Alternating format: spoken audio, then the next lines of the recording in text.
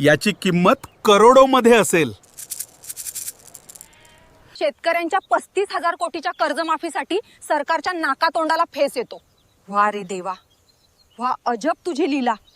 आता 15,000 कोटीत क्रिकेटची टीम विकत घेणारे या देशात उद्योगपती आहे आणि या उद्योगपतीचं कर्ज माफ केलं जातं. जवळपास संपत आलेला आहे आणि पुढचे 8-10 दिवस जो आहे तर तो आता जोराशोरात लग्न सराईचा हंगाम सुरू आहे आणि अशातच शेतकऱ्यांची खरीपाची निविष्ठा खरेदी करण्याची किंवा शेतीच्या हंगामाची तयारी आता जोराशोरात सुरू होत असते आणि अशातच सरकारकडून सांगण्यात येतं की जी काही प्रवीण प्रदेशी नावाची जी काही समिती सरकारने कर्जमाफी संदर्भात स्थापन केली होती तर तिचा अहवाल सरकारकडे प्राप्त झाला असल्याची माहिती पुन्हा एकदा सरकारने किंवा सरकारच्या वतीनं प्रसिद्ध करण्यात आली.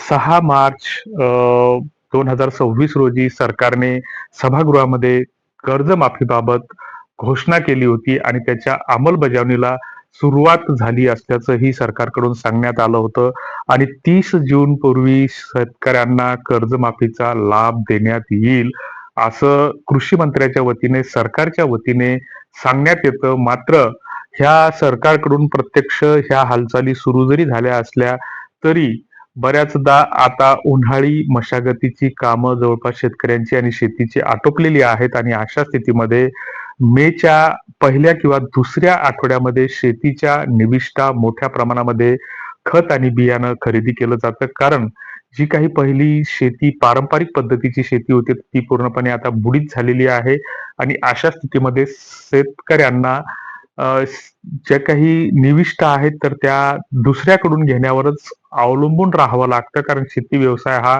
पूर्णपणे परावलंबी झालेला आहे. अशातच सरकारकडून सांगण्यात आलं की कृषी कर्ज जे आहे, जे नियमित शेतकरी आहेत किंवा जे नियमित कर्जदार शेतकरी आहेत तर यांच्यासाठी कृषी कर्जाच्या रकमेमध्ये 10 ते 25% पर्यंत वाढ करण्यात आलेली आहे. म्हणजे एखाद्या शेतकऱ्याला जर समजा एकरी 1 लाख रुपये कर्ज भेटत असेल तर त्याला जवळपास 1,10,000 ते 1.25 लाखापर्यंतच्या दरम्यान ते कर्ज मिळेल अशी घोषणाही सरकारच्या वतीनं करण्यात आलेली आहे. मात्र सरकार हे जे आहे तर 10% किंवा 25% पर्यंत वाढ करून शेतीचा खर्च भागणार नसतो. कारण मागील वर्षी जी एखादी खताची बॅग 1100 रुपयाला मिळत होती ती आज 2022 पर्यंत दुपटी तिपटीपर्यंत खताच्या बियाण्याच्या किंवा वेगवेगळ्या औषधाच्या किमती वाढलेल्या आहेत.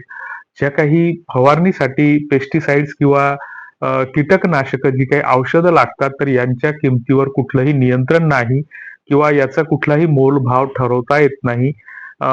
जी काही आजारी पडल्याच्या नंतर दवाखान्यातून घेतली जाणारी मेडिसिन आणि शेतीसाठी घेतली जाणारी औषधी याची किंमत ठरवता येत नाही किंवा काढता येत नाही.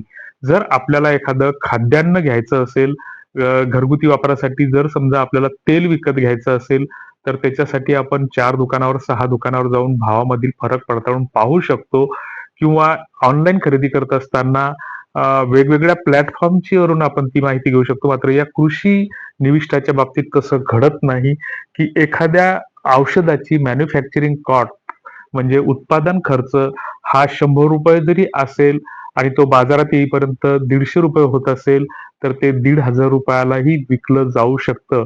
कारण याचे दर सरकारकडून कुठल्याही परिस्थितीमध्ये निर्धारित केलेले नाहीत किंवा निश्चित केलेले नाहीत. त्यामुळे एक प्रकारे शेतकऱ्यांची या माध्यमातून लूट होताना दिसत आहे आणि मग त्याच्यामुळेच शेती व्यवसाय हा परवडनासा झालेला आहे. ज्या काही कीटकनाशक कंपन्या आहेत किंवा पेस्टिसाइडच्या ज्या काही उत्पादक कंपन्या आहेत तर ह्या त्यांच्या विक्रेत्यांसाठी लाखो रुपये खर्च करतात. त्यांच्यासाठी ज्या काही विक्री उद्दिष्ट वाढवण्यासाठी ज्या काही वेगवेगळ्या बक्षीस योजना राबवतात.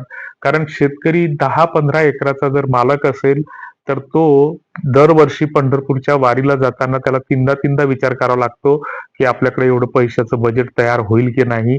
मात्र जे काही कृषी विक्रेते आहेत, कृषी सेवा केंद्राचे चालक आहेत तर त्यांना गावखेड्यातला जरी असला साधा तर त्यांना या कंपन्याकडून बऱ्याचदा परदेशवाऱ्या सुद्धा घडतात. मोठमोठ्या हॉटेलमध्ये त्यांचं सेमिनार ठेवले जातात किंवा त्यांच्या चर्चासत्र ठेवले जातात किंवा प्रशिक्षण ठेवली जातात. ह्या सगळ्या गोष्टी घडतात आणि याच्यावर कुठंतरी नियंत्रण असणं गरजेचं आहे. मात्र याच्यामध्ये थोडीफार आपलीही चूक आहे की कारण पारंपरिक जो काही शेती व्यवसाय होता तर तो आपण मोडीत काढलेला आहे आणि यामुळं मग आपल्याला कुठेतरी दुसऱ्याकडे हात पसरून अवलंबून राहावं लागतं. अशा स्थितीमध्ये आता लवकरात लवकर सरकारकडून कर्जमाफीची प्रक्रिया सुरू करणं गरजेचं आहे. त्याची तात्काळ प्रभावाने अंमलबजावणी करणं गरजेचं आहे, असं आम्हाला वाटतं. तुम्हाला काय वाटतं ते कॉमेंट बॉक्समध्ये नक्की लिहा. धन्यवाद.